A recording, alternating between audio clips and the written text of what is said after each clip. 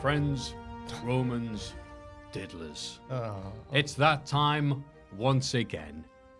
You've opened your presents, you're sick of your family, wait for the new year to kick off. What better time, what better place than sitting down and listening to us give you the definitive Culties of the year 2023.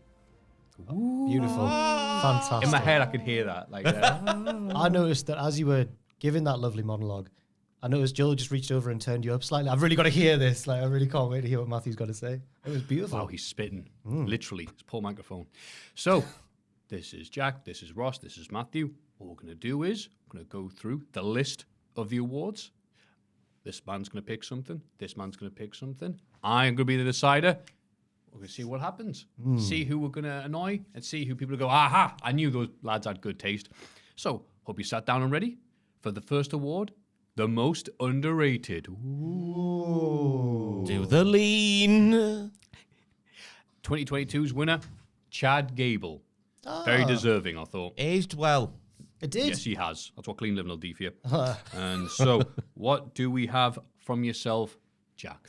I'm starting off with, this is a tricky one. We always have to make I always go through like 5 picks when I'm choosing these and then think, no, they're just underutilized, not underrated. So I've gone for someone who's been utilized but hasn't enjoyed as bright a spotlight as they've perhaps deserved. I've gone for Athena, the current Ring of Honor Women's Champion.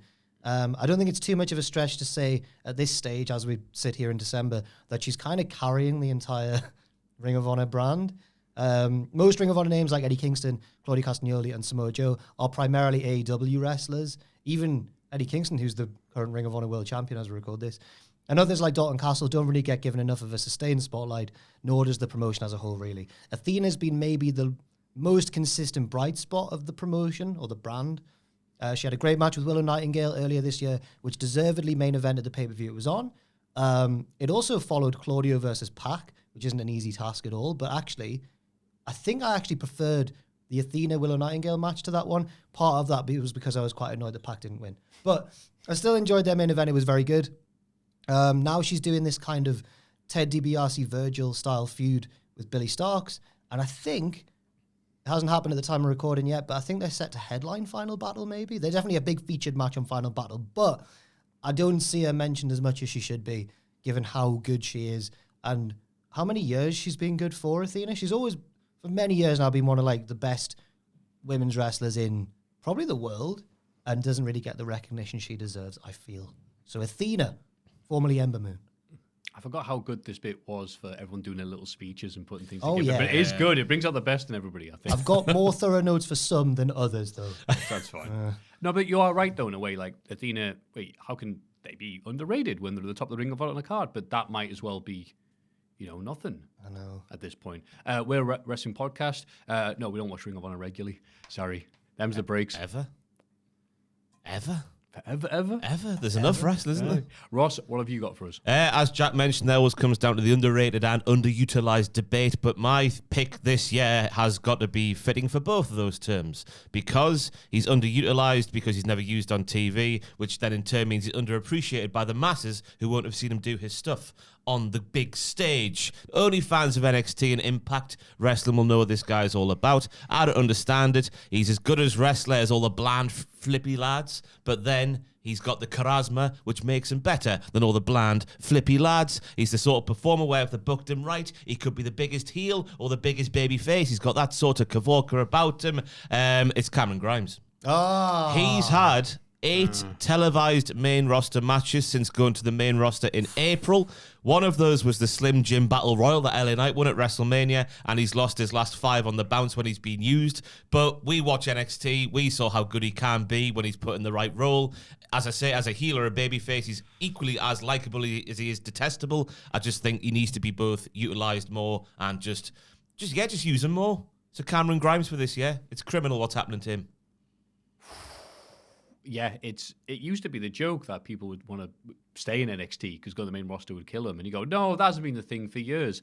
And then we get this because nostalgia sells. Yeah. Yeah.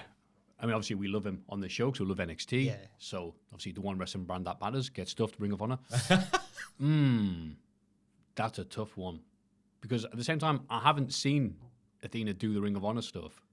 So that's a really good way of being underrated. The feud with Billy Starks is getting raved about. So they put a big omnibus on YouTube, like 4 hours or something. Like Emmerdale. I was going to say, having heard Ross's pick, I do prefer his to mine because Athena, right at the tail end of the year, has started getting a bit of recognition for what she's been doing. Damn it, which is Oh, wait, she's getting some praise. We can't like that then. Yeah. Just because we've lived with him, we've seen him grow. We saw those amazing stuff he did with The Rock, and the gardening, and Ted DiBiase, who's still under investigation, so we should be bringing it up continuously on this podcast. Merry Christmas, Ted. And it Ted DiBiase. I compared him. Wow. If you had a penny for every time you got mentioned, you might be able to... No, you won't. He stole loads of money. So I'm not going to mention Athena, not because it's a bad pick or anything else like that. It's just because I would sound like a fake fan. People are like, all right, what's your favorite thing she's done? Oh, I don't know. Yeah, I mean, that type of person to give an award to somebody just to look cool and relevant. So when Ross said Grimes there, I was like, damn it. That's a good pick. Cameron Grimes, because I agree with it. Cameron Grimes, because we've seen how good he is. And Cameron Grimes, because, oof. What's he done? That's what I'm asking. Yeah. What's happened to him? I don't know. They also made him really serious when he was really good in the sort of semi or fully comedic role as well. Right. So, my little picks, well, I put question marks here because you're right, it is a tough one, isn't it? I put maybe Thea Hale or Andre Chase, if they count. I thought really half of NXT can be listed here, as we are 70% of the viewership. And I said it's hard to underrate people in AEW because everyone's got a title or an OnlyFans account. So I decided, after much consideration, Daddy Magic, the living cartoon, able to commentate and procrastinate. Yeah. That's a good pick. And just be good at both. Half-year winner, Joe Gacy. It was Joe Gacy. We said last year. We said last year's winner of Chad Gable aged well. Gacy's. If we had an award for the worst gimmick, it would have to be his current gimmick, whatever it is. He's wacky. Is he? I don't know. He's unpredictable. He stole a bell. He likes Vic Joseph. He's Robin Thicke after blurred lines. Oh, what a shout. Oh, my word. Anyway, moving swiftly on. So well done, Cameron Grimes. At least you won something this year, eh? Up the Grimes. Yes. Next award, please. Whoa. Most improved. How do we do it? Most improved. Last year's win. Oh, very deserved winner. WWE's on-screen product. That's right. I was fuming with that. Were you? I think that was a Ross pick, and I was fuming. Sounds contrived and bollocks like I would go down.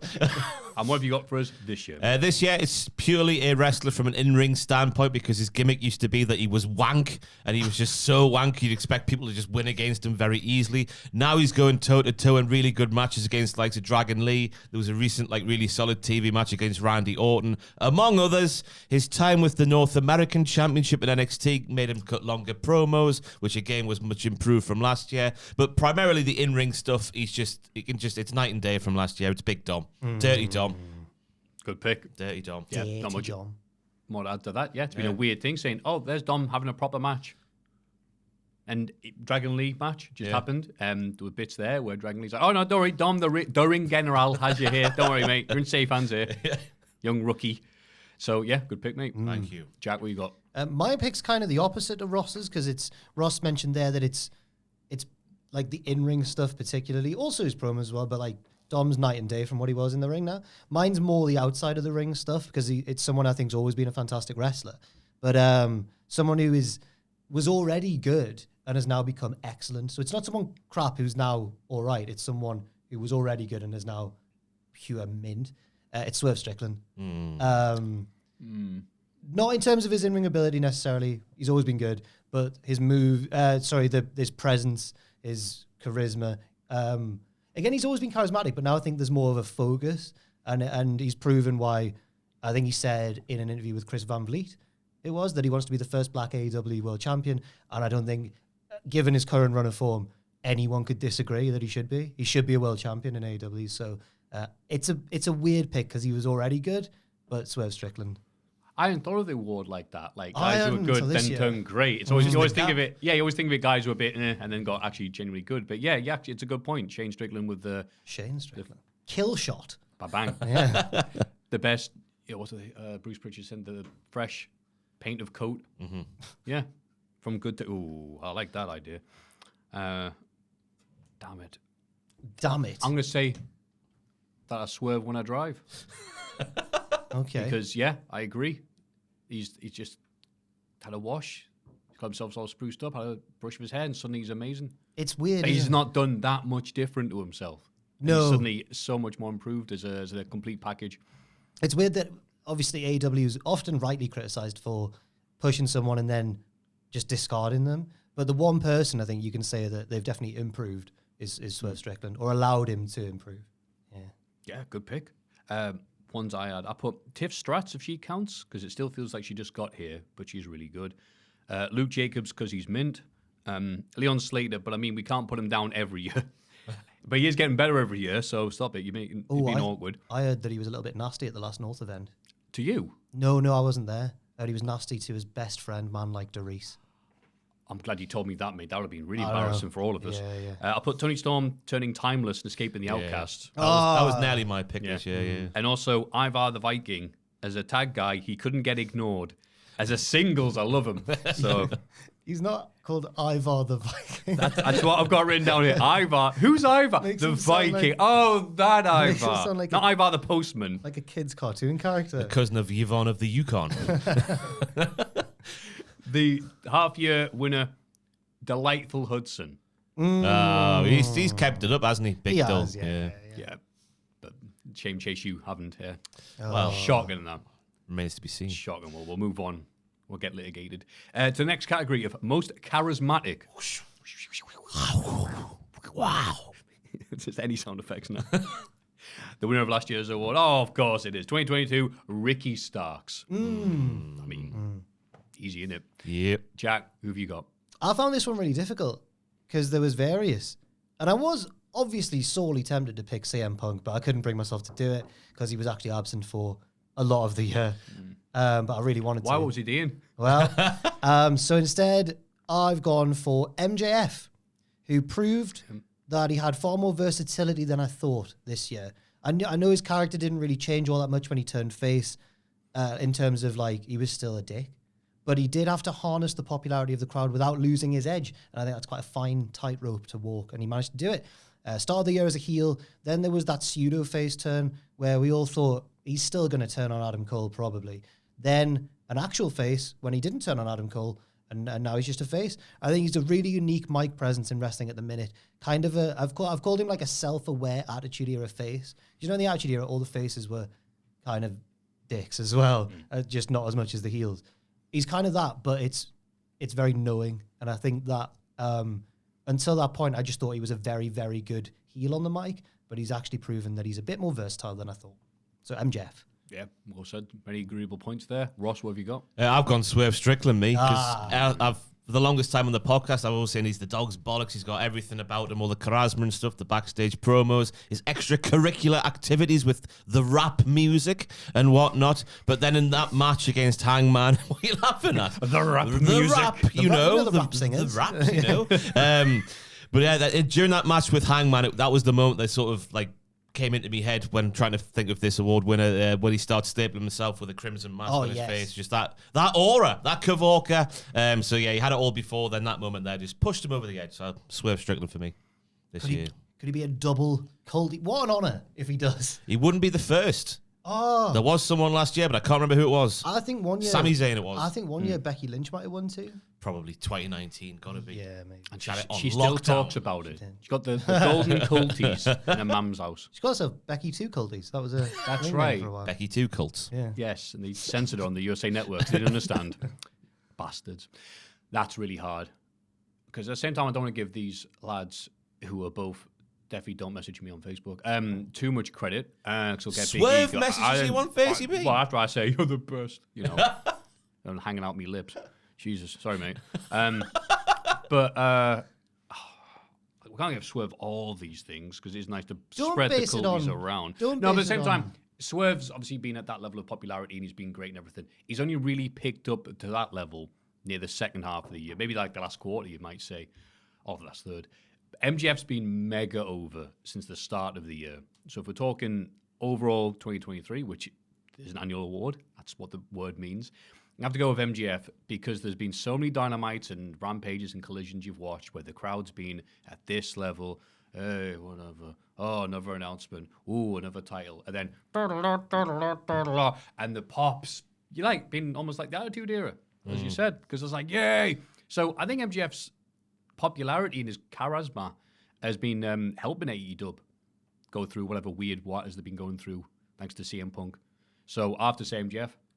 Fair enough. I can't believe you've given him that award after that 1 week where he wasn't as good as he normally is. That 1 week, I remember. In terms of, but that's it. He's had a few stinkers. Like I said, very amazing promo. Just that 1 week, Been a few. Yeah. Even that match, even that awful main event he had, the pay-per-view. Crowd is still going nuts. They were louder for that than they were anything else.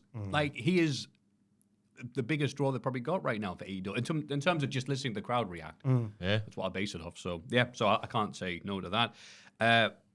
I just put the only other person I could possibly put for this would be Sami Zayn for Elimination Chamber and the Saudi shows alone. I put not even CM can touch him, which does mean that Scar is better than Punk. I an honourable mention for LA Knight, and I'm shocked that Ross didn't pick LA Knight. Oh, yes, of course. Oh, you fool! You fool! How do we not do I that? feel like he's been simmering the second half of the year, though. Just simmering. He was full on cooking in the spring, and now he's simmering in the autumn. Not his fault. No, just the way he's used, isn't it? The winner of the half year, Sami Zayn. Yeah. Right. What a year that man's had. Yeah. Not bad. Not bad. Get better. Best non-wrestler. 2022's winner, William Regal. Very deserving. He was good. It's the raging pervert. And shame he's not really done much since, really. Just, I miss him on a screen. Well, it's his thingy comes up to an end, doesn't it, in the end of 2023? That he can't be on TV. I forgot about that. Thank you for The reminding me. clause in his contract, whatever it was. Didn't mean to sound like him there. Oh, You did. is it awkward between him and CM Punk now back in WWE? Yes. Was it Punk or was it Dax who called him a stooge? You're Vince's stooge. I think it was Punk reported, but those lizards are going to give him the side eye. Yeah. That's the only way they can look, isn't it? On the side of their head. Ross, what have you got for us? Nigel McGuinness. We already knew how good he was from his time in NXT, but over in NXT, he was more subdued and professional and only really got excited out of his seat at like the crescendo of a main event match after 17 kickouts. Am I right, Maffew? Johnny Gargano and that sort of era. But over in AEW, he's just a proper gimmick. He's laid it on thick like your gran does with the jam on the toast and that, you know what I mean? His monologues on Danielson are a highlight every single time he's on commentary. Clam digger. Hopefully he eventually gets that match that he's obviously hoping for. Obviously when he's commentating on Christian. I've called it here, it's like from the back catalogue of Bobby the Brain, which some people might say is a bit overkill, but you know what I'm trying to say there. It's from that sort of ilk, isn't it? And obviously he saves Collision most weeks having to sit next to Kevin Kelly. That poor sod.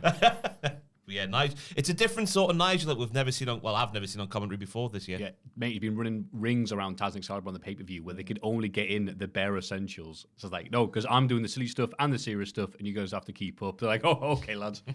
Jack, it's going to have to be good. It's another AEW pick. And for a promotion that we spent quite a lot of the year criticising, they still do a lot of good stuff. It's worth remembering. I think one of those is Don Callis, who That is a good pick. I've put here, there's not many funnier things in wrestling than a man in his 50s or 60s being a campy slapstick villain. And I've mentioned Bobby the Brain Heenan, second mention there, William Regal, Paul Heyman, and Don Callis. You know when they do they just do classic like Eric Morecambe stuff where they've like a reaction or something. And Don Callis is brilliant at that. I think he's one of the purest heels in wrestling probably at the minute. I remember at Wembley being shocked and almost vibrated out of my seat by his horrible theme music. That's a wonderful thing to listen to in person, isn't it? You can picture that in an airport on the massage chairs. Just put that on the background. You fall asleep. It was terrifying live though. On big speakers and that, I was scared. I remember turning to Pierce going, "What's that?" And he was like, "That's Don Callis' theme music." Theme music. I think he's done well. I don't think that everything involving his family's angle has been good, but a lot of it has. And I think he's been a big reason for it by just being so easy to boo. So Don Callis. I'm going to go with Nigel McGuinness because he's also down as somebody to nominate for that because, been amazing on commentary, been a breath of fresh air. He's done everything he should be doing. He's multitasking. He is. And, everything you just said, bloody hell. Yeah. And I also agree with you two that I hope he gets his match. Yeah. Do you imagine that at Wembley? That's got to be what he's angling for. Do you see the shape he was in? He put up a topless selfie around Wembley Time as if to be like... That was supposed to be private. It had William Regal sweating, didn't it? Scrummy. Yeah, Nigel McGuinness, thank you very much, mate. Yeah. I had Prince Nana. Ah. I put as best non-wrestler, Snoop Dogg. Well, for the... He run those ropes like nobody else did at Absolutely, WrestleMania. save the day. And I put Michael Cole. Yeah. He's been so fun to listen to since assuming the JR role of relaxed veteran. Him and Wade are terrific, and him and Graves are pretty all right as well. Yeah. And when they're good calling the action, they're good let you know what's happening, and they're good just beating up the other one. Could it be because Vince hasn't been screaming in his ear? Yeah, I'd say so. So, good picks, though. Shout out to Pierce as well. Big Adam Pierce. He was near on He my... was my backup. yeah. Yeah. Winner of the half-year award, Samantha Irvin. Oh, yeah. Still very good. Yeah. Oh, good. Fantastic. Best gimmick. How are you? 2022. We should explain for all your listeners. We've got a slideshow in the background here of the award categories, and that's the transition noise for each slide on the that's on the PowerPoint. computer if you're listening on the audio. It's not us doing it. 2022's winner, Honorary Oos Sami Zayn. Oh, Absolutely, mate. What have you got for us this year, Jack? Probably the noise we make whenever the slide changes. That's the best gimmick. 2020. I've gone for Christian Cage, mocker of wrestlers with dead fathers.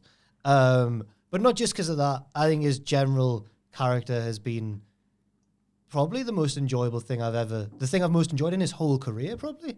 In ring, he's been good as well, but his character work's been unbelievable, and it's not even been overly complicated, and I think that's the beauty of it.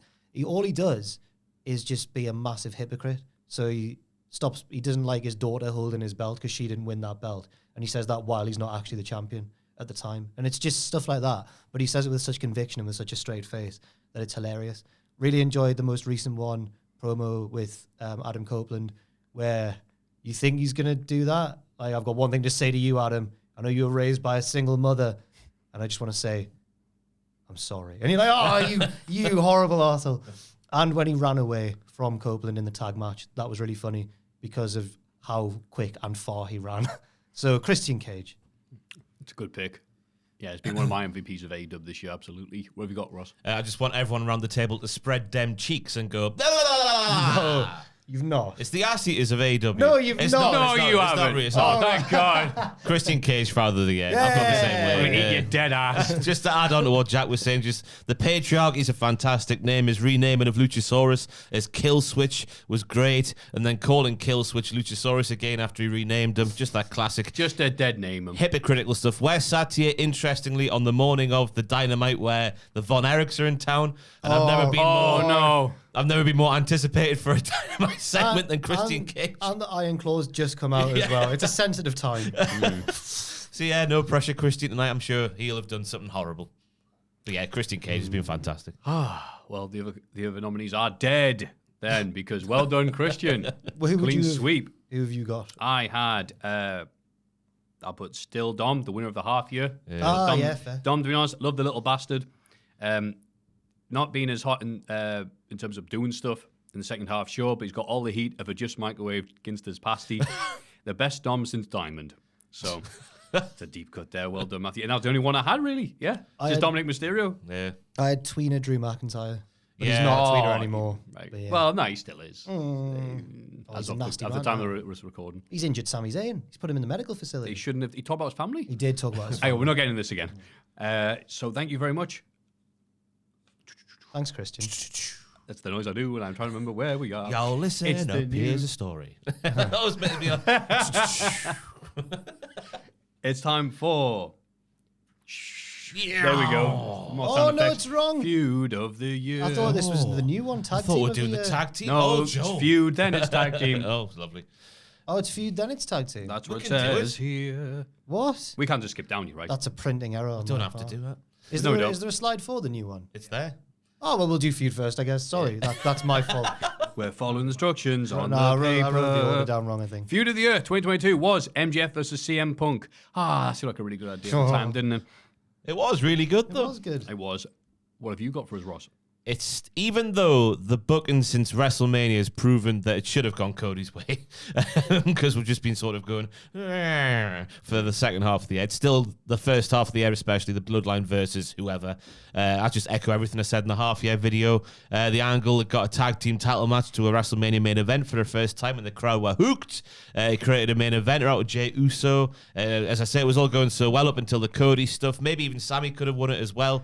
But yeah, Roman, it just... The thing that just makes it sour is obviously what they did with Jimmy. That didn't age well at all. It just didn't make much sense. And obviously Roman's matches now just are the same thing every time. That's the negative stuff, but I still think it's been the biggest angle in wrestling this year. Yeah, I agree. Even with the negatives and stuff like that, they're still printing money because of this. And again, maybe the second half, not though maybe about it, the second half was nowhere near as good, but the first half was so good. Yeah. Oh. So, Jack, what have you got for us? Mine's a risky one because it's only been recent. It's not like it's not taken up a lot of time this year, but I've gone for Hangman versus Swerve. Everyone obviously, I think the Texas Death Match has become most people's, it'll be in everyone's like top 5 matches of the year at least. But also, I really like the first match as well. I think the Texas Death Match has overshadowed it quite a lot, but the first match was really good. I remember thinking, this is like the first sign that Swerve's like on a next level. Hangman's been really good in it as well. I think because Swerve's won both the matches and has like kind of been the more cheered one, even though he broke into Hangman's house. I think it threatens to overshadow what Hangman's done, but he's played his role really, really well as well. And yeah, just 2 of the best matches of the year. And I think they're kind of made for each other. And I'm glad that they've kind of put it on the back burner for now, but I'd love for them to revisit it next year. If they haven't by the time of this video going out. Yeah. Damn, that's tough. Because like it is, it's like the best thing the first half of the year versus the best thing about the second half of the year in terms of feuds. I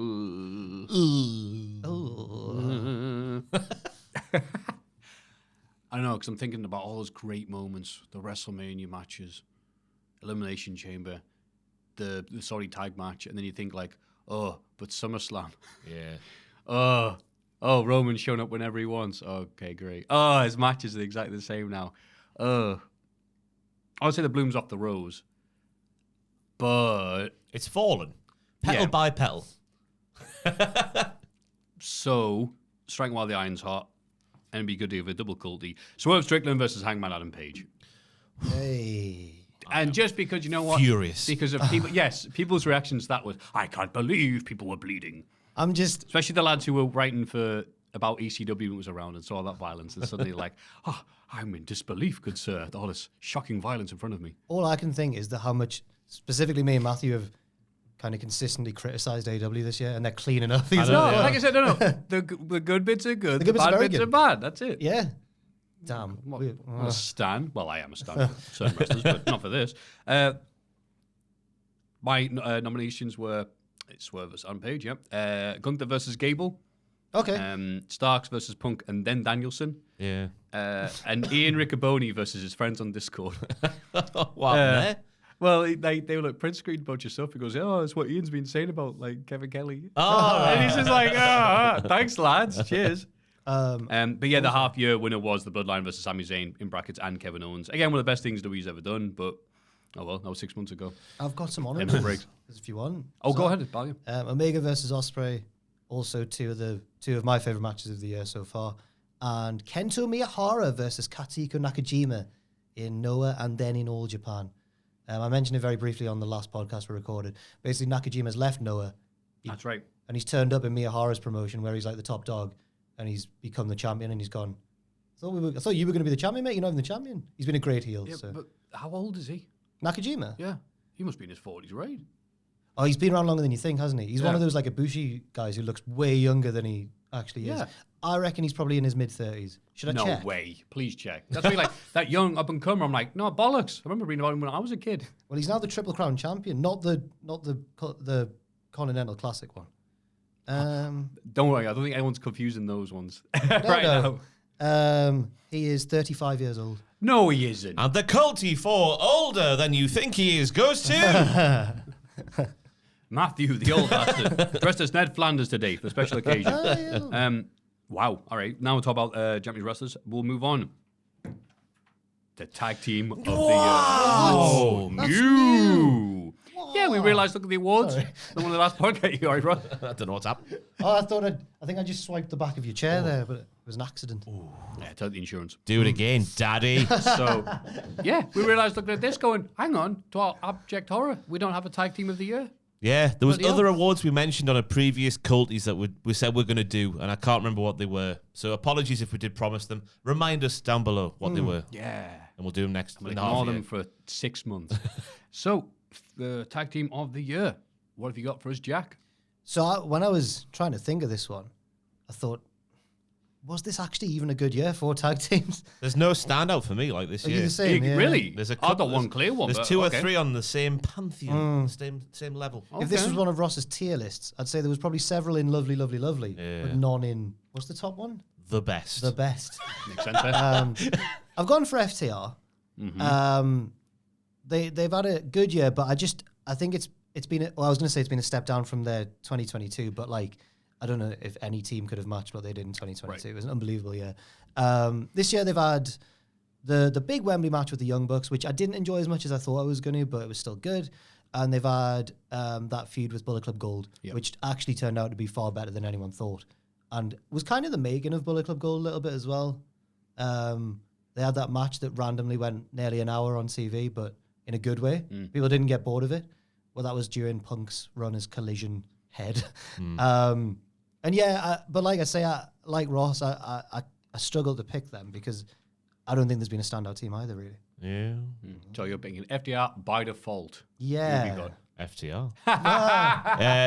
They were doing bits in New Japan at the start of the year, which I completely forgot about. The match with, I think the thing that made them just edge above Kevin and Sammy, that was my other one on that sort of level, was the match with Juice and Jay White on Collision, which was in running for match of the year. As Jack mentioned, the one with the Bucks at Wembley was good, but I don't know what made it felt a bit flat compared to what maybe The Bucks. yeah, probably the Bucks. The stuff with the Guns was decent too this year. Dax, Oh. the Guns. No, guns, Austin guns and Colton. plural. Guns plural. Guns Sorry. singular bad. Guns Yeah. plural tag team. Naughty Cash Wheeler specifically.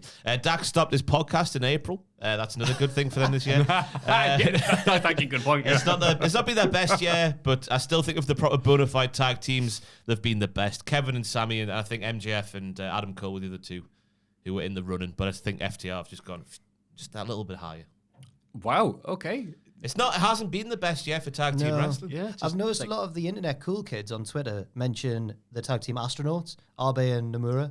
And I looked at how many great matches they had this year, and it's a fair few, but I think their run of greatness has been spread over the past few years rather than them having like a belter 2023. I could be wrong though, but well, look out for astronauts, everyone. We should just call. Thank you. We should just call them the FTR. I'd say if you want to take Kevin and Sammy or Cole and MJF as my pick and then pick from FTR and those No, two. I'm picking FTR.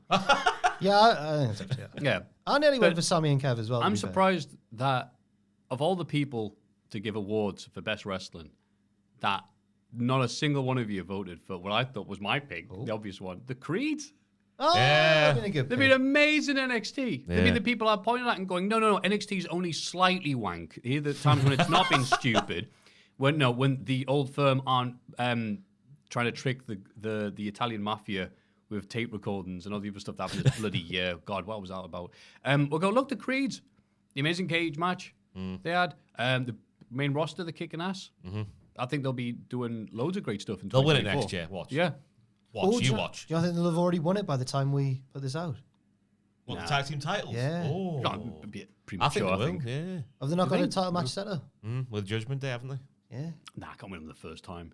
Oh, Sure. Make a You've statement, seen The Maffew. Matrix, right? You don't win it the first time. the But yeah. Matrix. Yeah. He does lose the first. Yeah, okay, fair enough. Exactly.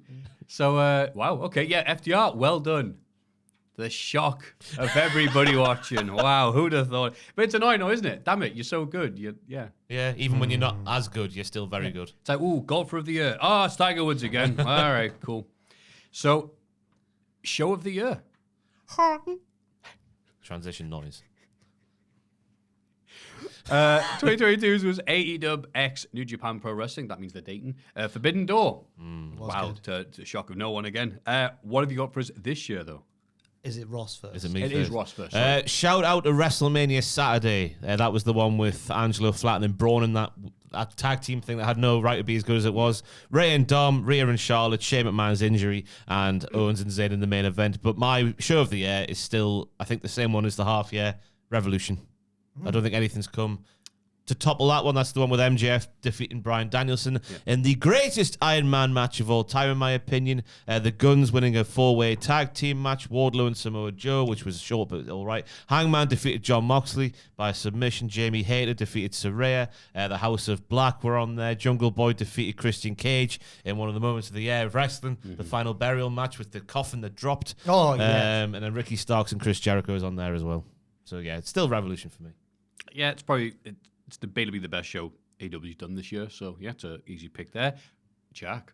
Au contraire, because I've gone for Wrestle Dream, or as Tony Khan called it on the pre-show, Wrestle Dream. Which, even though I've really lost a lot of enthusiasm for AEW week to week and the booking and the storylines and stuff, their biggest strength is still their pay-per-views. Like, they knock it out the park pretty much every time. But Wrestle Dream had Bryan versus Zack Sabre Jr., which was one of my favorite matches of the year. Swerve versus Hangman 1, and the main event of Christian versus Darby Allin in 2 out of 3 falls, which was horrible and terrifying, but also really good. And then I looked at the undercard, and it was pretty strong as well. Not as big as those 3 big matches, but FTR versus Aussie Open, Kingston versus Shibata, the Don Callis family versus Jericho and the Golden Lovers, I think was more fun than a lot of people were worried it was going to be. But it was one where I had a lot of picks and I wasn't sure which one to go for. But I've gone for Wrestle Dream. Wrestle Dream. I think we're going to go for Forbidden Door, to be honest with you. I'm surprised you're going with I Wrestle don't even Dream. think that's in my honourable mentions, you know. Really? I should maybe... Danielson Okada, Mm-hmm. Ospreay Omega, Storm Nightingale, blah, blah, blah, yes. blah, blah, a bunch of other stuff. Punk, Kojima, Lariat. I was going to say MJF Tanahashi. That wasn't a good match. That was the opener, wasn't it? Yeah, oof, God. Should have closed. And so you're picking that one. Okay. In that case, I'm going to have to go with Revolution, which is also the winner of the half year, because, yeah, what a bloody show. It was nice, wasn't it? It was. I'm still, just because I watch it with mates, even when I was recovering from long COVID, WrestleMania Night 1, absolutely. Yeah. My eyes half open, my friends going, yeah, surrounded by Doritos. Oh, The only thing that let it down was bloody John Cena, but then that game was down to him not being able to do as much as he used to, apparently. Allegedly. Even though he put over... It was really... Because we're sat here the week of the Iron Claw coming out, just to peel the curtain back some more. He did more for MJF, standing next to him, than he did for Austin Theory. And the Instagram post. The Burberry. yeah. His match with Solo Sikoa was way better than the Austin Theory. I really enjoyed the Solo one. Yeah. I also had Backlash in Puerto Rico. Oh, that's a good pick, yeah. Just the crowd elevated that so much. All in in terms of scale. And be in there. And Sakura Genesis was probably New Japan's best show of the year. Lovely. Right. I also put that TNA show that we were at. North's show was good. Thunderstruck. That's it, yeah. Very good as well. Other good shows to promote. Was All Out good? Yes.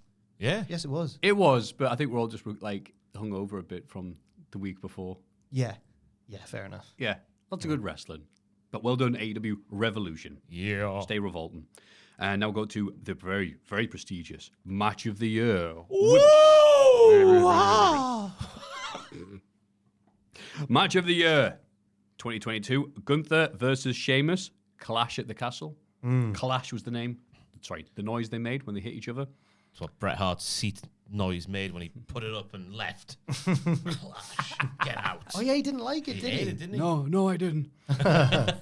So, what have you got for us, Jack? I'm worried that I'll have clashed with Ross on this one. I've gone for Gunther versus Sheamus versus Drew. You have. Before I talk about it, yeah, right, okay. Call the police. Should I do a backup? Go on then. I'll pick... I was going to pick either of the Ospreay Omegas, but I'll actually pick Bryan Danielson versus Zack Sabre Jr. for my backup. Because I think it was a really clever match because it was obviously very technically intricate and very good, but they managed to... I've seen really technically intricate matches before that have been impressive, but also kind of boring. They did a good job of doing loads of intricate stuff, but being very, clear about what they were doing to the crowd. You could get invested about the game of one-upmanship and everything. But my real pick's the triple threat, obviously. It's just class.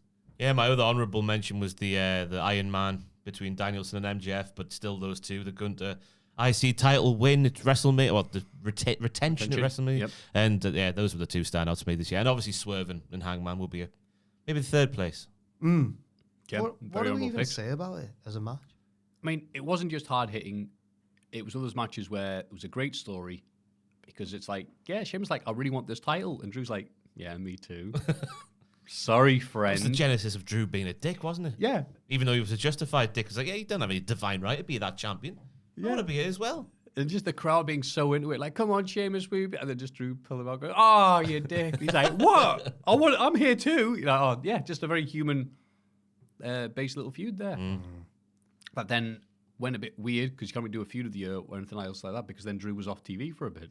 That mysterious isn't he thing he's still going through, to be honest with you. Not long after that WrestleMania, me, Ross, and Tom did a World Cup, like a tournament bracket kind of thing for the best WrestleMania matches of all time.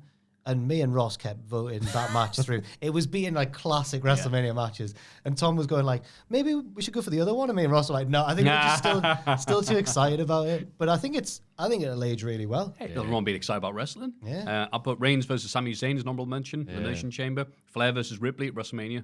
It's all WrestleMania matches. Jeez. Uso versus Owens and Sami Zayn. WrestleMania. FTR, Jay White and Juice Robinson, the first one they had. And Joe versus Punk. Yeah. That was In. really good. I thought it was the best match of the show. Loved it. I think Joe hasn't looked any better. It's clear now that they were running off a bit of adrenaline. Fair enough. Eddie beating Claudio. Yeah. Get stuffed, Claudio. You stink. That Punk Joe match was rated like 3.5 stars by Meltzer. I know. How many? Like 3.5. Oh like my 3. God. It was definitely under 4. We had to keep his stars in reserve for all those, Osprey matches that came and went. It was that match was. They were so relaxed. Like it was just two old pros, wasn't it? Having a laugh. Yeah. Yeah. I loved it. Didn't love it as much, though, as Gunther versus Sheamus versus Drew, which was the semi-match of the year as well. Yeah. All the awards. Very deserved. Well done, lads. Next award. Oh, Iranu. Cool. Match is just been done. Promotion of the year. Sorry. 2022 WWE. That's I stand up for Vince. What have we got now, Ross? Triple H, actually. I want you to pretend I've got a graph. The x-axis is the month of the year, so we're going along. Yeah. The y-axis is how good the show is. Why? Yeah, started SmackDown, proper on top of the rest of the world, I thought, in terms of the weekly shows. But that's gone down and down and down as the year's got on. Raw, it's been up and down. Like a what, Maffew?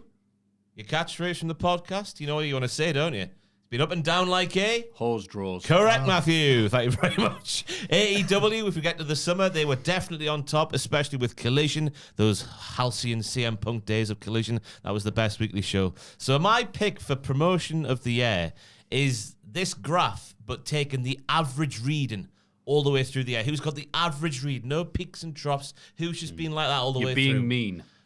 Aye. The mean, aye. It's NXT. And people will say, you're taking the piss, Ross. But honestly, and I'll go back to the point again, the hybrid of the silly bollocks that we all loved from the 90s and the 80s, coupled with the creeds, Mello, Trick Willie's journey recently, other things, I don't know how... Tiffy Strats, Lyra Valkyria, by God. It's just been, as again, the mean. I think other ones have been up and down, but that's been the... And again, people don't watch it and they'll just say, Ross, you're taking the piss, but I'm not. I'm legitimately not. It's been my favorite. That's why I love you, Ross. This is all genuine. Been my favorite promotion of the year so far. It's had less... it's had a few troughs, but they've been silly and they've been funny. Like come Tuesday, going around for South of sausages. But yeah, it just as a mean. Again, go back to that graph. That's how I've worked this one out. If you're not happy with it, I'll fight you somewhere. Their pay-per-views I think they've all delivered this year. They have all. They've all stood and delivered. Right, even... Very good. I just got that. Even the Great American Bash, which was their weakest one, still had some good stuff on the show. It was like a complete dud. So, I mean, you are right. Even if you're just watching the big shows, you get a lot of bang for your buck. Entertaining commentary. Yeah, big time. I realise Genuinely That's just not true at all. No, it isn't. I didn't say good. It's entertaining commentary, though. I do realise that on this Scotty. On this podcast, I don't know anybody's name. We've made NXT a laughing stock, and obviously, because when you come to pick serious awards like this, people go, "Well, you're not being serious, are you?" But I really am this year. Wow. They have become their final form, NXT. We have given NXT the award before. Yeah, it's won before. Yeah. But that was more of a banter one, I think. Yeah, it was. Yeah, but now you've been 100% serious. Time, yeah. Okay. Jack, what have you got for us? So I really struggled because I wanted to do another cool pick. Like last year I nominated Stardom and felt really cool. Don't do that. But Stardom have actually had quite a difficult year this year because of injuries. And I think changes in management or something's been going on over there. It's not been a particularly standout year for any of the cool Japanese promotions, really, unfortunately. Oh, no. So I've had to go for WWE.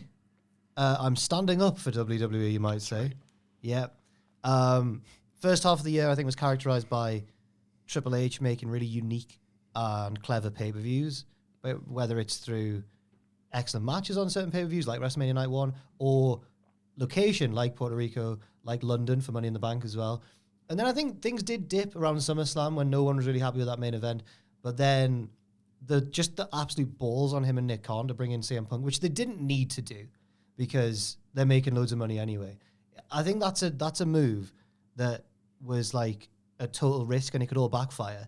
But as we sit here at the time of recording in December, the response to that has been massive.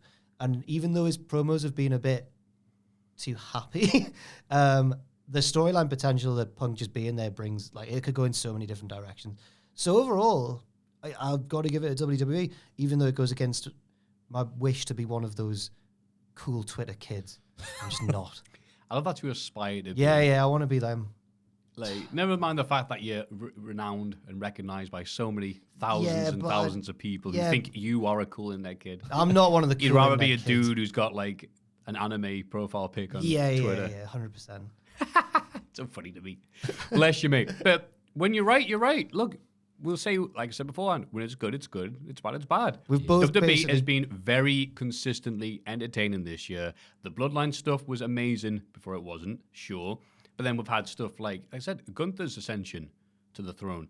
The Alpha Academy every single bloody week doing good stuff. R-Truth just showing up getting a pop of the night. Everything's been perfectly set up. It's been very well put together.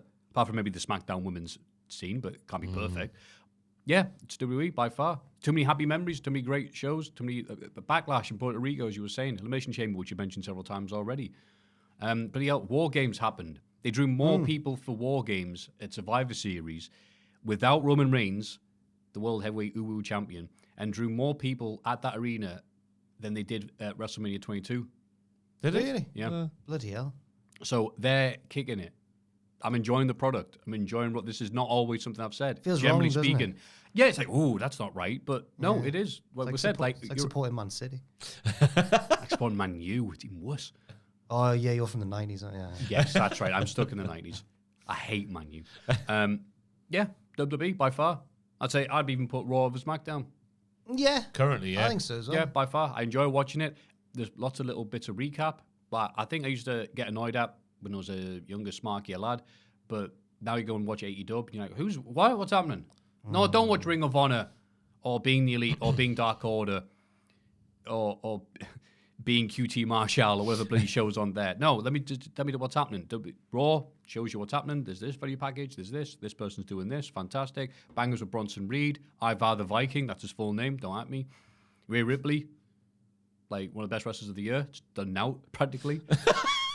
Fantastic. Yeah. Very. She had the match with Charlotte, and that other one. And then, that was it. Yeah. And that other one. Oh, it was a big. Was it Raquel? One of the Raquel ones? I can't remember who it was now. Yeah, that was good. Yeah, there was someone she had a good match with. A lot of the internet cool kids said that CMLL have had a good year, but I didn't watch enough of it to know. Oh, there we go. Good for them. pretend. We next year or next time we do this, we should do like internet cool kid of the thing. Yeah. The Contrarian Award goes to the award we're giving to make us look cool. Oh, CMML, we watch it every week, mate. To be honest, I'm watching it for Matches of the Month, my podcast that I do. I've realised that maybe I just don't like Lucha Libre. Is that sacrilegious? Is that... Well, there's different types of Lucha Libre. I don't like your classic high-flying, no-selling Lucha Libre very much. But you like big fat old men brawling? Why I? Because Triple A, get that down, yeah. Okay, I'll switch sides in my Yes, legion. cross the line. So WWE, that little up and coming mom and pop wrestling company. Look, it's been good. Yeah. Yeah, that's What? So let's see how good they're doing. Yeah, a lot of people agree with that. It's won for 2 years in a row. Oh no, we're gonna fight against the machine. What was the half-year one? WWE. Oh my god. No, nothing AEW could have done to like beat at that point with the bloodline thing was still hot. If there's one comment of us being shills for either promotion this Shills. year, I will hunt you down. Yeah, look at who's won. I know. Right. I'm worried now when I said, you know when you think of a sentence you've said and where you said the wrong name? When I said Go on. the balls on Triple H and Nick Khan for bringing CM Punk in, did I say Tony Khan? No, we would have No, you said Nick, yeah. I would said have Nick. noticed that. Okay, cool. As Jack just confirmed the secret thing we're not supposed to talk about. Damn it. But now, the biggest culty of them all, Wrestler of the Year. Fantastic. Last year's winner, Dax Harwood. No, you had a Why are class. you laughing? He did have a very good Last year. 2022, didn't he? He's having like lots of singles matches as well, as we said. So, Ross, what have you got? I've come with a list. It's Bryan Danielson for me. The 60-man Iron Man against MJF at Revolution. Okada at Forbidden Door. The strap match with one working arm against Ricky Starks. The Texas Death against Ricky Starks. Wrestle Dream against Zack Sabre Jr. There was a match on Collision with Kyle Fletcher, which I remember, for the Dragon Sleeper finisher, which was also fantastic. The TNT title match against Christian, which went 25 minutes and 13 seconds, by God. The Continental Classic Blue League match against Eddie Kingston. The storyteller like, no, don't hurt this Brian. He hurt him anyway. And I've got to mention the fines as well. Throw that in there, why not? But yeah, the list of matches, there you go. That's all I've got to say.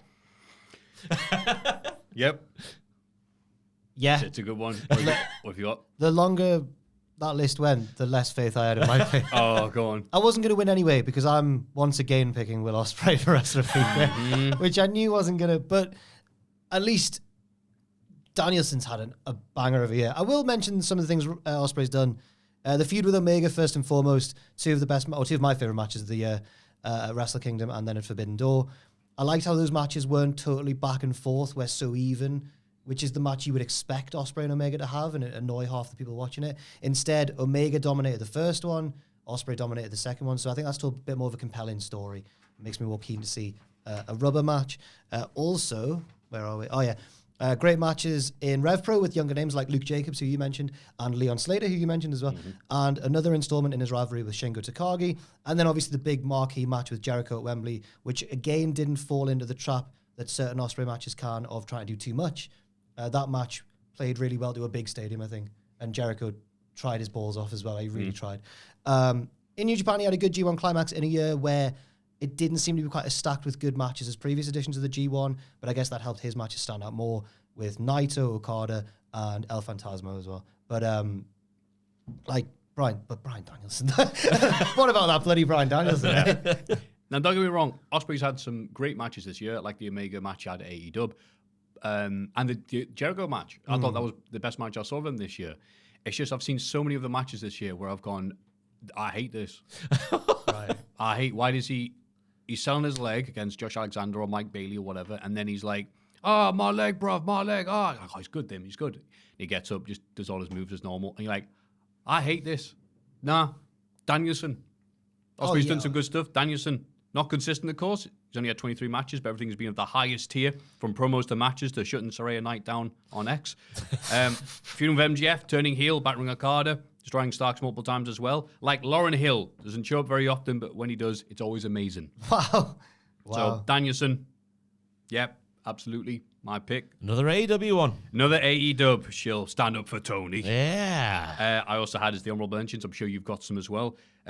Christian or Swerve. Yeah. Just again MVPs carrying AEW on their back. Gunther making the IC title more powerful than the world title. I put the Gable feud, Sheamus feud, Drew feud, matches with Owens and Zayn, Braun Strowman in brackets. Remember him. Blah blah blah. I thought I've done that bit. Have I done that bit? Rhea Ripley, Tiff Strats. Hardest worker on every big show she's put on. She died more than an old phone during the six-way ladder match at Stand and Deliver. Had the best women's match of NXT this year against Lyra at Battleground. Beat up Thea Hale at Great American Bash. Great series of Becky Lynch. Only shame is she hasn't beaten Becky yet. So I think there's a very honourable mention there. Any others you've got? Just purely based on week to week, Chad Gable. I know he's not at the big matches, but like if you're going to go take my graph analogy again, Chad Gable, just week to week. Yep, in terms of consistency, using that graph, I'd probably say it was more on the strength of the first half of his year, but Sami Zayn. Yeah. But that was kind of a combination of the latter half of 2022 and the first half of this year. But I can't argue with that. Jey Uso as well. More so that obviously he's stuff with the bloodline than the matches themselves. But yeah, when the big matches happened, they were, apart from one ending. Yeah. Good. Wow. What a year. Half year was Sami Zayn. Right. I said that earlier, sorry. But obviously the real winner, like every year, are the fans. Yes, they are. What a great year it's been. And we can't wait to look at this in 6 months' time for the half-year Culties 2024 and go, bloody hell, what were we thinking, lads? Woohoo. Oh, yeah. I'm scared because think how In much... general, Yeah. But also for the next half-year awards, because think how much has changed. Punk will win them what all. Will happen? Yeah, Punk will win them all. I can't wait. I've noticed... Best backstage fight. A few times on recent podcast episodes, I've teased the idea of CM Punk winning the world title, and every time Ross has shut me down instantly, gone, he doesn't need the world title. I can't wait to see. I'm on board with it now after this week. Yeah, that's going to be the world title match, isn't it? Oh, 100%. He's winning the Rumble. Go on. He's going to WrestleMania, and he's winning the title, and then he'll turn heel afterwards. That's my big prediction of the year. I think so as well. That's my big prediction. But It's going to be great. or maybe it's just what I want to happen. Yeah, it's heart over head, isn't it? But it all makes sense. It writes itself. The only thing... No, it doesn't. We wrote it. It's the Culties 2023. We hope you had a bloody lovely year. This has been Jack. This has been Ross. This has been Maffew. It's been lovely Joel with his cigarette hat behind the camera. It's the is it Laramie cigarette from The Simpsons? He hasn't just stuck a cigarette on his head. No, I like that. No.